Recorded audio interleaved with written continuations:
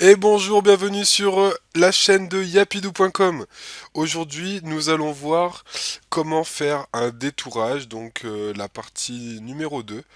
Aujourd'hui, donc, on va découvrir un outil très sympathique, pas évident à maîtriser, je vous l'accorde, mais qui vraiment, voilà, par exemple pour ce cas de figure, va nous permettre de pouvoir sélectionner un objet. La dernière fois, on avait vu avec l'outil donc baguette magique. Et là, il y a trop d'éléments sur la photo, on va pas pouvoir avec la baguette magique sélectionner par exemple cet orange-ci. Enfin, certains me diront qu'on pourrait, mais ce serait un peu compliqué étant donné que la plage de couleurs est identique, ça va être sincèrement compliqué. Donc voilà, pour un cas de figure comme celui-ci, vraiment l'outil donc plume, c'est l'outil qu'on va découvrir aujourd'hui, sera tout à fait approprié à la sélection de notre objet, de notre élément. On va aller choisir l'outil plume et on va faire un clic, comme ceci. Voilà. Ensuite, je vais aller faire mon deuxième clic. Attention, le deuxième clic, on va le faire sans lâcher le doigt. Donc je clique sans lâcher le doigt. Et là, en allant sur la droite, vous voyez, ça étire comme ça cette petite courbe qui va me permettre, voilà, de faire un trait courbé. Magnifique. Ensuite, je fais mon troisième point, je clique encore sans lâcher le doigt. Et là, je lâche le doigt, pas de panique, on voit que ça correspond pas du tout. On vient se placer sur ce petit point avec la touche CTRL enfoncée. On lâche pas le doigt de CTRL, on vient cliquer sur cette petite molette et on vient ramener tranquillement comme ceci. On lâche le doigt de la souris et voilà. Je reclique sur le troisième point. Ensuite, je vais par exemple me placer comme ceci et je clique sans lâcher le doigt toujours, de manière à essayer de faire une sélection, voilà, la plus convenable possible. Vous verrez aussi l'avantage des points, c'est qu'on pourra revenir dessus.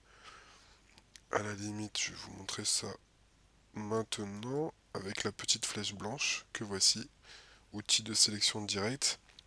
Je vais cliquer sur le point blanc, ça me convient pas tout à fait. Et avec le curseur de la souris ou avec votre le clavier, avec les petites flèches aussi, voilà, on va pouvoir l'orienter un petit peu mieux comme ceci. Voilà, c'est pas tout à fait parfait, mais on est déjà mieux. Très bien, je reprends mon outil plume, donc du coup, il va falloir que je resélectionne le point. Alors, je vais, avec la flèche blanche, le resélectionner, reprendre l'outil plume, pour lui dire, voilà, que je souhaite fermer maintenant ma forme. Je lâche le doigt de la souris, et là, avec la flèche blanche, je vais aller rectifier ceci. Donc toujours pareil, on prend la petite molette, flèche blanche, et on ajuste. Voilà. Il y a aussi cet outil-là qui va beaucoup vous servir. Conversion de points. Alors là, je vous l'accorde que vous allez sûrement un petit peu pester, un petit peu galérer, pas dire autre chose. Persévérer, entraînez-vous. Euh, voilà, l'outil plume, c'est un outil très intéressant au niveau de la sélection, pas évident à prendre en main.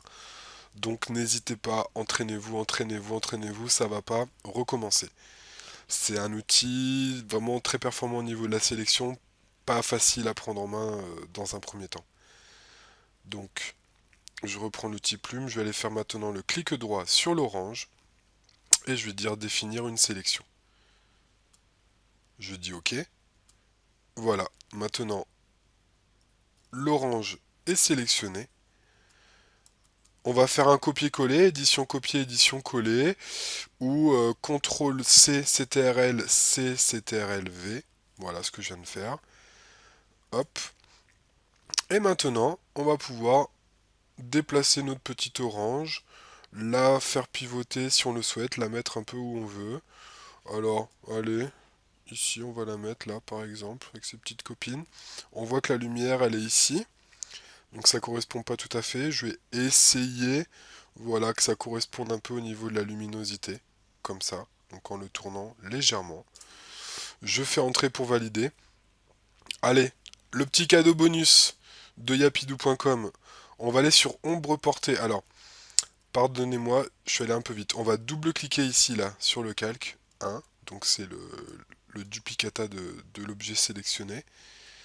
Je viens ici, je clique dans ombre portée, ça nous ajoute une petite ombre, sauf que nous, c'est une orange. Donc adaptez-vous bien entendu à votre image, si c'est une tulipe, une pivoine, etc., peu importe. Voilà, moi je vais adapter l'ombre de mon objet.